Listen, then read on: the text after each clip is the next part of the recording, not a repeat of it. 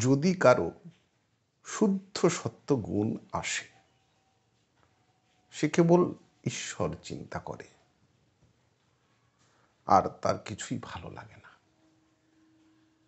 কেউ কেউ প্রারব্ধের গুণে জন্ম থেকে শুদ্ধ সত্য গুণসম্পন্ন হয়। কামনা শূন্য হয়ে কর্ম করতে চেষ্টা করলে শেষে শুদ্ধ সত্য লাভ হয়। রজ মিশানো সত্যগুণ থাকলে ক্রমে নানা দিকে মন হয়। তখন জগতের উপকার করব এইসব অভিমান এসে জোটে। জগতের উপকার এই সামান্য জীবের পক্ষে করতে যাওয়া বড় কঠিন। তবে যদি কেউ জীবের সেবার জন্য কামনা শূন্য হয়ে কর্ম করে, তাতে দোষ নাই। একে নিষ্কাম কর্ম বলে।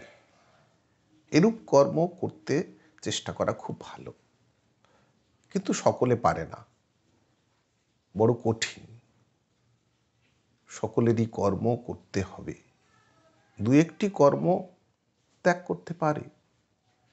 দু একজন লোকের শুদ্ধ সত্য দেখতে পাওয়া যায়।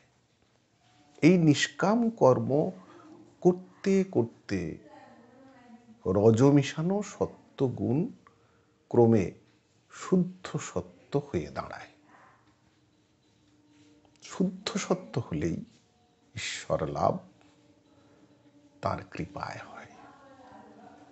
নমস্কার।